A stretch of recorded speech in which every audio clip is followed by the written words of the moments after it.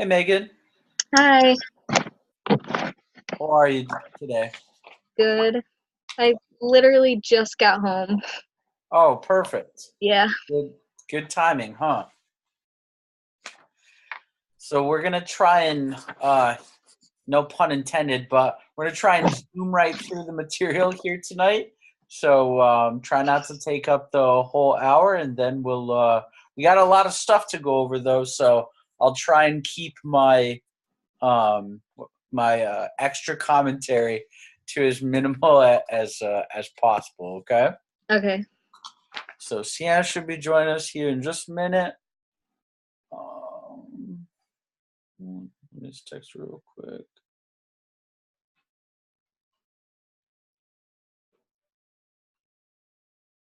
How's school today? I didn't have school. I was babysitting. Oh, sweet. Yeah. How was babysitting then? Long. Yeah. 10 hours. Oh, gee, yeah, Yeah. that's a lot of baby duty. Yeah, it really is. They were good though, so. Oh, good. I'm sure you're phenomenal with little kids. I am. I would guess that you are. Most of the time when people are good, have good people skills, they're usually pretty good with little kids as well. It's like you kind of got to treat little kids and grown-ups all the same in this. Yeah. Hey Sienna, Hi, how are you? I'm good. How are you? I'm doing fantastic. Don't worry about the slow internet. As long as you can see everybody, we should be a-okay. So just like I was telling Megan, we're gonna try and zoom right through everything here tonight. Try and get done as quickly as possible so that you guys can go on and do all the other awesome stuff you have going on too. So just want to do a quick round of hot news. So think about one personal thing that's going on in your life that's awesome, and one thing in the job that either you're really looking forward to or that's just been happening that you're pretty excited about. Okay. So while you guys are thinking about that, just want to do some quick recognition.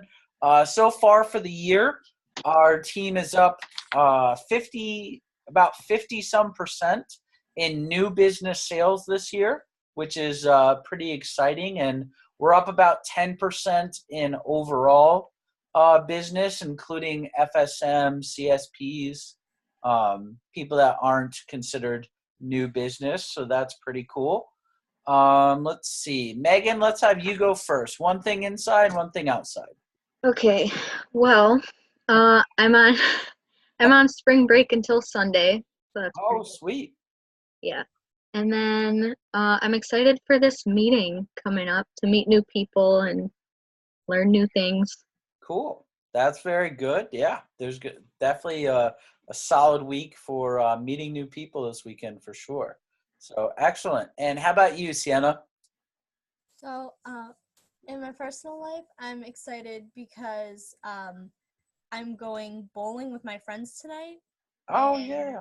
so that's nice because I love hanging out with them, and I never see them because I never come home. Good. Um, and I'm excited. I'm gonna do an appointment with my grandma, but like my grandma who lives with me, so that should be fun. I'm there. Cool. Good. Yeah, if I were you guys Roll. to get if I were you to get the old bank account really boosting again, I would do so. I would focus on doing at least 3 appointments this week. Like 3 to 5 to just get the what do you call it? Get the wheels spinning for in-person demos. So especially being on spring break when a bunch of other kids are like dropping thousands of dollars from their bank account, you guys can be adding hundreds to it. So I would certainly focus on that for sure. So not a bad idea, huh? So let's talk about last week's assignments, like urgent assignments. Add me on Facebook. Get added to the Assistant Manager Authentic Team Builder group and the Facebook Jumpstart group. Sienna, nice job. Megan, you're gonna have to reactivate your fourth grade Facebook or whatever you did because they post a lot of really good content on there as well. So make sure that we did that. Did everybody go through and add events to your schedules? Did you guys put stuff in your schedule already? Yeah. All right, excellent. So tonight we're going to start off talking about the Power of 5 document. So I'm going to share my screen here, and we're just going to roll through a few documents. Then we're going to talk about some metrics in Vector, do some numbers and stuff. And then we're going to go over some interview-related documents as well, like the process, what we say to people, how you recruit people, what you look for when recruiting people, stuff like that. So we're going to go over some good things. Then we'll wrap things up with just some more calendar reminders. I do have the agenda for this weekend, so you'll know exactly what talks are being given and all sorts of good stuff. And yeah, so let me go ahead and share my screen here. And then we'll do that. Okay, so first things first, we're going to talk about the Power of 5. So starts, if you want to take some notes, feel free, ladies, but definitely listen. And the meeting's being recorded, so if you ever want to look back at this meeting, then you can always go back to it. But let's talk about best 5. So so much of a rep's success is predicated off their first weekend or like their first week, okay? So you want to make sure, hey John, you want to make sure that that our reps are just seeing their best 5 people right away. So for low flyers, and when I say low flyer, I mean someone who's maybe not quite as motivated or maybe not quite as, you guys know what I mean when I say a low flyer, okay? They get their first sale or two, they get some confidence going, then there's retention. And then for mid flyers, usually they're getting their first set sale or two, having their first promotion. And then when if someone's a high flyer, they might reach their first promotion or second promotion, and then they get a lot of momentum going. And then that's what we call the rabbits, okay? So the rabbits are people like Megan, for example. You had like a signature set on like, I think it's your second demo or your third demo or something like that. So like right away when that happened, I knew that was going to give you a lot of confidence to continue reaching promotions. So that, I don't know what's happening here on my screen. Something's going wild. I'm just going to minimize it. Okay. So that's why one of the things we talk about throughout training over and over again is your best 5, okay? So you hold people accountable through essentially like their first PC when you're just meeting with them in training and like talking with people about their schedule, and then just all the way throughout. And then you always want to have reps focused on their next best 5 customers, okay? And then when a rep's brand new, that one of the keys to a rep having success beyond just their first couple days is making 5 calls before and 5 calls after their demos. Because a lot of times if a rep stops selling or not selling quite as much, it's because they're forgetting to do phone time.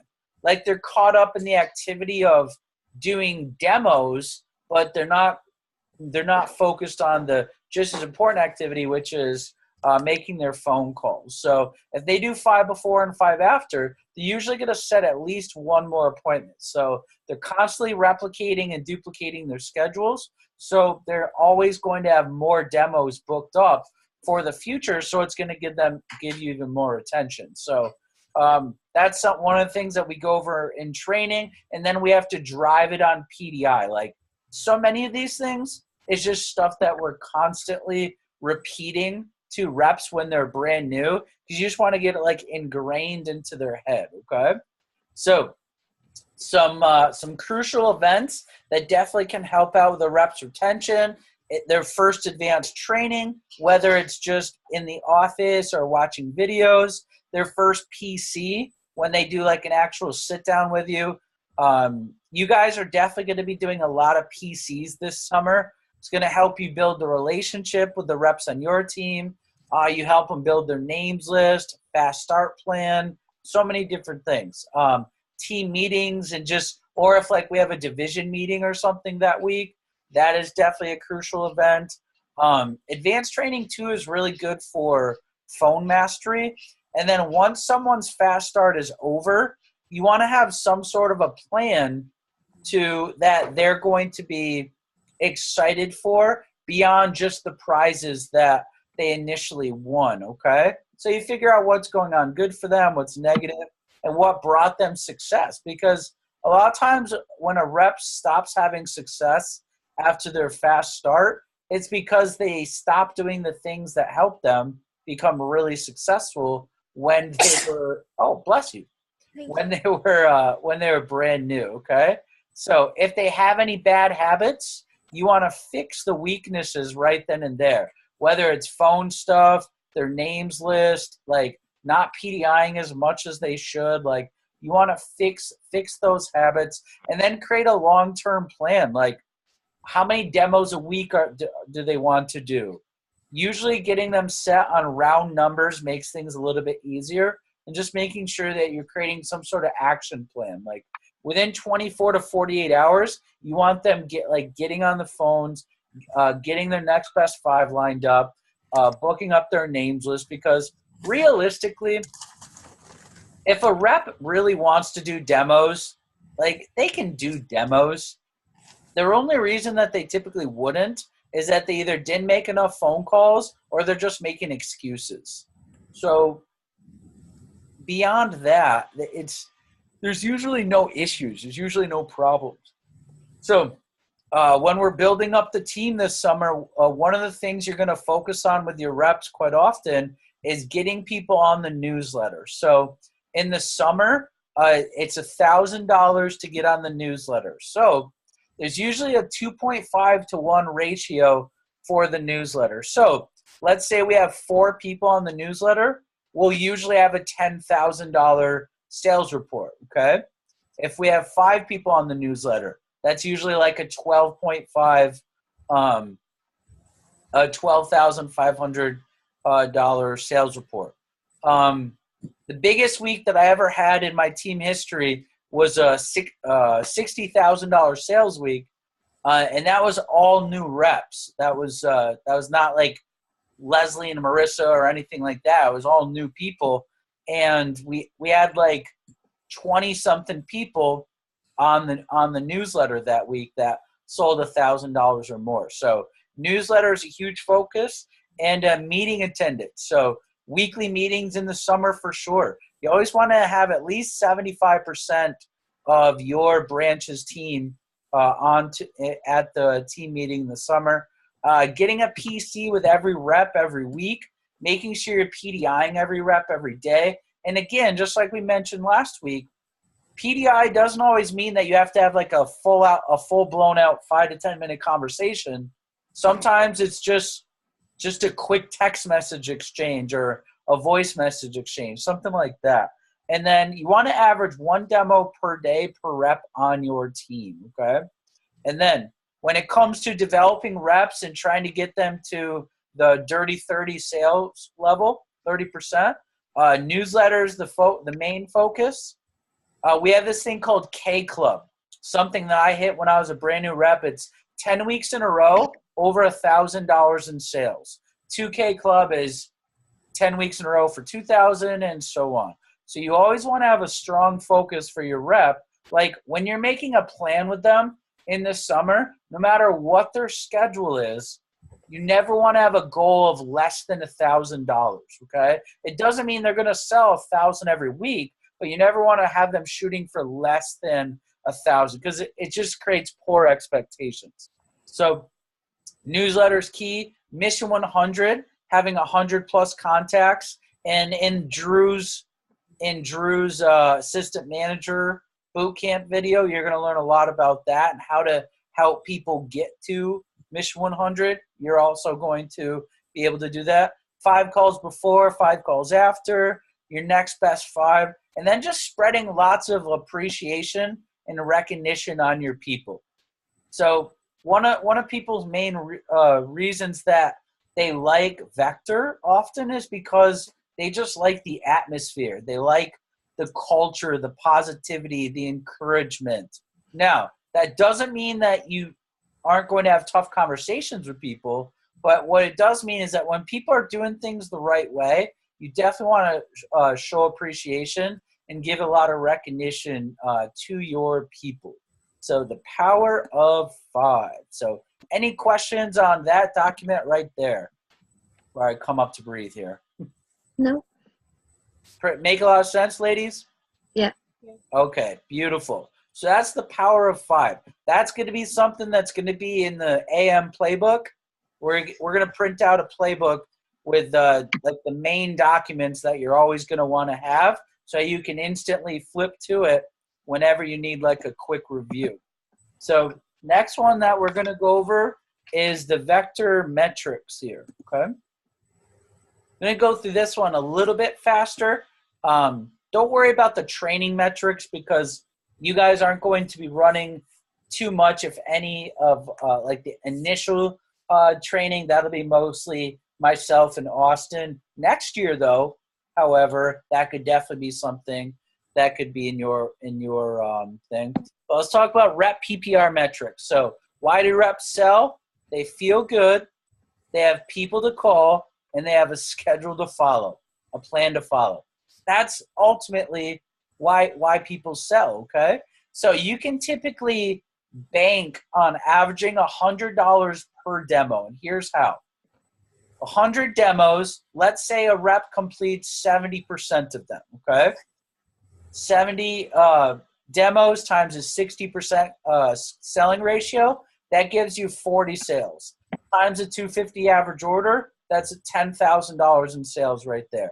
Now, some of us have really high averages. You know, like Megan, your average order I know is well above 250, and that's sweet. So like a rep like you, if you had 100 demos booked, you're going to sell way more than 10,000. You're at like 6,000 in like 25 demos. But whatever, like for the average rep, that's how the numbers typically work out, okay? So triple double metric. This is, you take someone's first weekend productivity, multiply that by 2. That's usually how much people are going to sell in their fast start, okay? You then take multiply that by 2, and that's usually what the productivity, that's what PPR means, productivity per representative. That's usually how much a representative is going to average like for the team. So let's say, for example, this summer, we want to have an average of, we'll say, $4,000 per representative. That means we want to average 1,000 their first weekend, multiply that by 2, which gives us 2,000 for their fast start, and then double that, that puts us up to the $4,000 mark, okay? So I would like to be in the $4,000 to $5,000 range for productivity this summer, because I know that we'll have the help, you guys will have the skills to help your reps get there for sure. Next one or 3 metric, okay? So part-time reps, usually we just try to get them focused on averaging 1 demo a day. And if someone wants to be a full-time representative, get them focused on doing 15 to 20 demos a week, which is 3 demos a day, okay? So the 1 or 3 metric. When it comes to repetition and passion, all reps really have to do is be passionate about Cutco, like really love Cutco, and they just follow their manual, and weirdly enough, they sell knives. It's crazy how that happens. So getting people focused on 30% right here.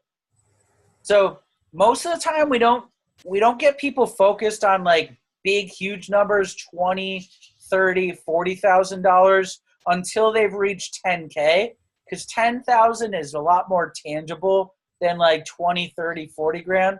Like when I was a brand new rep back in 2007, if my manager would have told me that I was going to sell like 32 grand in my first couple of months on the job, I would have thought he was drunk. Like I would have never believed that, you know? But when he focused me on getting to 10 grand really quickly, that obviously made the 20, the 30 plus $1,000 numbers significantly more tangible, because we want a rep to get to 10 grand as quickly as possible, because at that point they can work on a part-time basis but earn a full-time income. Okay. And then naturally it all comes down to like an amount of calls per day. So 10 calls per day, 20 calls per day, or 30 calls per day. And you see where those numbers for reps working with us for 10 weeks, you see where those numbers really start to add up. Okay. Office metrics. So for example, plus minus, we just need to recruit, train, and retain more people than we lose, because a bigger army 99% of the time is going to be a smaller army. Okay, so we want to have more reps on Rolo every single week. We already talked about the 2.5 newsletter metric, and then the 4 quadrants. Okay, each week when we're having a staff meeting, we're going to track the reps either 0 to 249, 250 to 499, 500 to 1,000, and then our $1,000 plus reps each week. So our job is to help people get from one quadrant to the next quadrant, like, and have that as a goal, coach them to it every single week. Okay. And then campaign metrics. Typically, you take the top 25 reps for the campaign, multiply that by 100. That's what our campaign CPO would be. Like, for example, our goal this summer is going to be $400,000 in sales. We have the all-time record for this area at $386,000. Okay? So our goal is 400. We want to re-break our own record. So with that metric, top 25 metric, that means our number 25 rep, we want to be at 4,000 in sales or higher. Okay? And it's weird how it works out, because I remember when we did 386,000, our number 25 rep was somewhere between like 37 and 3,800. So it's just so strange how it works out like that. Top 10 rep focus, 10 hours per week with your top 10 reps, which gives you a foundation of a lot of $5,000 to $10,000 plus people. Closest to CPO metric. This is who has the highest propensity to sell this week. That's like your main focus. So, for example, let's say on your mini team that you're the rep that has been your top rep the last 3 weeks, let's say they're on vacation that week. Well, you want to then give your main focus to whoever you think has the highest chance of having a big sales week that week. And you want to spend a lot of time on PDI with that person. So summer push weeks, SC1 push plus your SC2 push times 2. That's typically going to give us our summer campaign sales. So that means for SC1 and SC2, we want to total $200,000 for those 2 pushes. Because you multiply that by to double that, that'll typically give you your summer campaign sales. And then relationship and conversation metrics. Basically, guys, if you form good relationships with people, you're going to retain them, which is going to give your team CPO. Performance versus results. Recognize people's effort, not just the results that they're getting, okay? And people usually want to know what's in it for them. WIIFT, what's in it for them. So we're going to help people understand the why they're doing stuff, which makes the how to do it much easier, okay? So want to versus need to. We want to coach people in terms of wanting to do things, not necessarily needing to. I mean, needing to do something can be powerful, of course, but it can also be just as powerful when they want to do it, and there's an intrinsic desire. Under promise and over deliver. So you don't want to over promise and then under deliver. That never works out well. And just be honest with people. Like, as long as the experience and the expectations fall in line. It's going to make them more comfortable in the job. Okay. It helps with their names list, phoning, their first weekend sales. That's why we have to give a range of examples. Okay. You don't want to only give the examples that you did. Like if you're a top rep, for example, you want to give different ranges of different people. Low flyer ranges, medium, and high flyer. And again, letting them know they're going to have their good days and their bad days. And they have good days, 2 good days a week. They're going to be a top rep on the team. And of course, recognition and appreciation goes a long way. So what you appreciate tends to appreciate back, okay? So those are just some metrics, some numbers and formulas that we found over the years pretty much never fail. So any questions on the metrics in the job? Any questions on that part? Pretty good, pretty easy. You said we're gonna get these documents, right? Oh yeah, I already have the email mostly typed out. I just have to attach the stuff. So Okay. everything I'm going over in tonight's call, I will be sending out to you, okay? All right, next one on the list is second person success, okay? Second personing. So second person success is this is what you guys are going to be doing a lot of this summer. It's essentially like the first person an applicant sees when they are coming in for an interview. So it's like you're the face, okay? So let's talk about the importance of a really good second personer. Sets the tone and tempo of the interview group.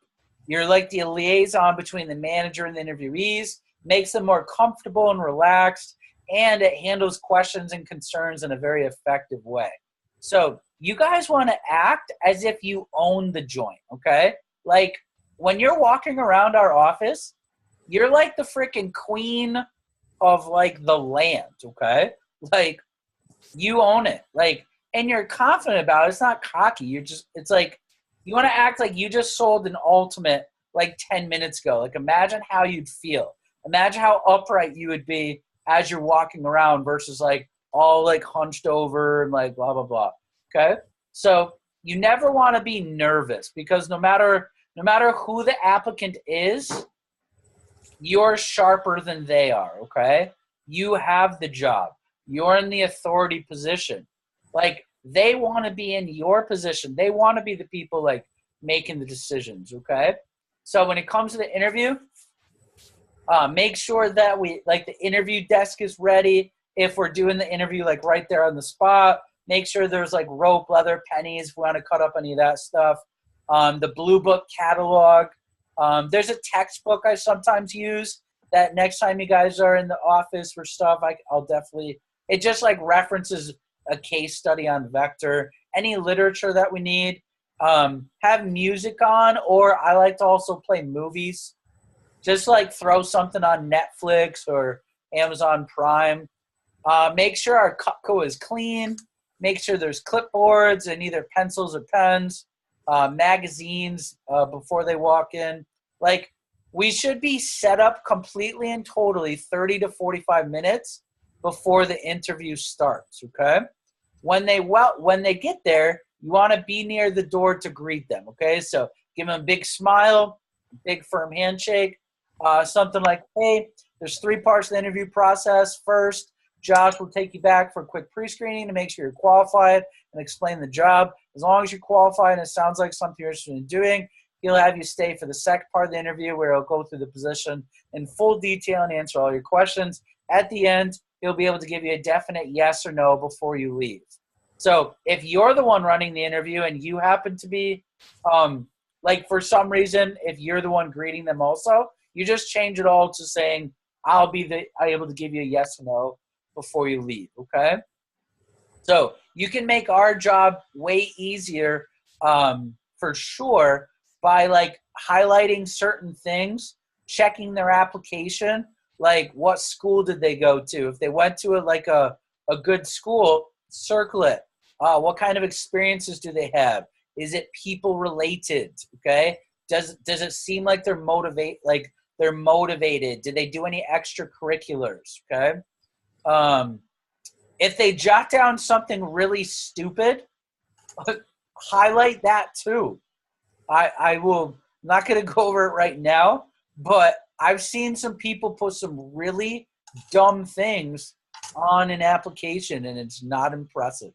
Okay, so here's some things to build rapport with during the like while I'm pre-screening people. If there's like a group there, talk about their hobbies, their interests, recent movies, sports, school, their future goals. Here are some topics to avoid, okay? Don't try and go over all the details of the job, because once you answer one question, then the floodgates come open, and then they just want to literally ask you about the job over and over and over. I will do that. I will answer all their questions and give them as much detail as I think is necessary, okay? The weather is kind of like a blah topic. And then politics, religion, and like anything unprofessional, that just opens a can of worms for not setting a good first impression, okay? So always be in control of the conversation, and always be talking with people so that there's never a dull moment in there, okay? Now, how do you handle or deflect questions? You say something like, that's a great question, John. Josh will actually explain that during the interview. He likes to cover everything in full detail. So tell me about going to school at Lemoyne College. So hold on one second. Let me just cancel that real quick. And yeah, don't get defensive. Like, you can handle their questions calmly. Like, let's say like, oh, I think my friend did this. He didn't do very well. Just let them know, hey, Vector isn't for everyone. I've never met anyone who had a positive attitude that works hard that didn't do really well. Do you think you're positive and you work hard? And usually they're going to say yes, okay? What if they're like, oh, well, is this door-to-door? You're like, no, I wouldn't do the job if it were. It's not door-to-door. We don't do any telemarketing. But Josh will explain all the details on how the sales program works. It's an awesome program. I really think you'll love it. I really think you'll enjoy it. I know I do. And then during the interview, do something productive, work with the team, PDI people, text applicants or Facebook or whatever, set up for interviews. Keep an ear open. And if I need someone to just leave, just be nice and show them out the door. Like if I'm doing like a main interview and I can just tell they're not a good fit, sometimes I just say, hey, this isn't going to work out for you. So you're all set here for today. And then unfortunately they have to go home. And I mean, that's unfortunate, but that's what happens.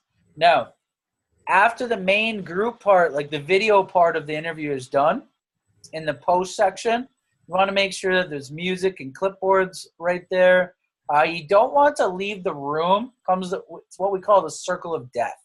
Okay, like don't stare at them or rush them through or anything like that. That you can play the Vector Opportunity video, or you could just put the movie back on.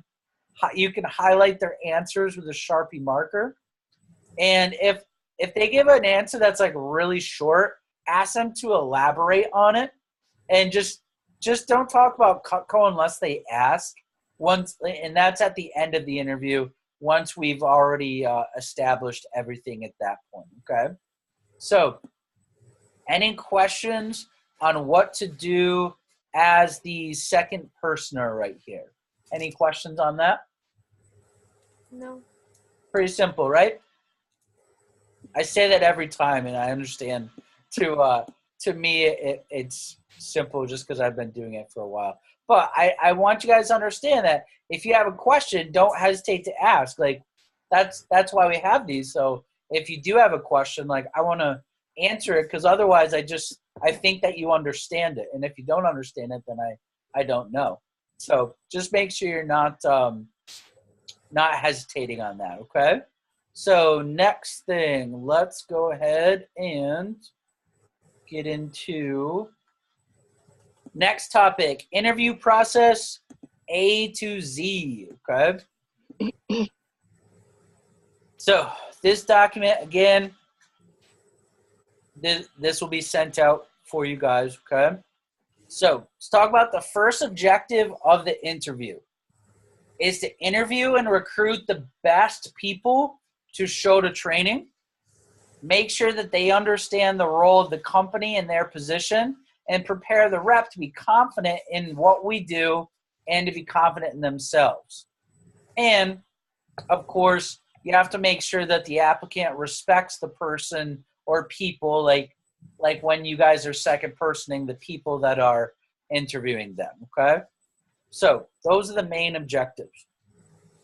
Now, what kind of materials do we need? Well, of course, you're going to want your scripts, the pre-interview script, the group interview script, the post-interview script, a DVD or Netflix, or at least the radio, some magazines or anything for reading material. Now, before the interview starts, you want to make sure that the sign-in sheet's ready. Make sure the clipboards are there. Every clipboard has a cover sheet and an application. During the group interview, make sure either the video or the PowerPoint or Keynote is ready. Make sure that they have a position description sheet. There's this thing called the interview assessment sheet that we have. Leather for leather cutting, the junk steak knives, we can do that.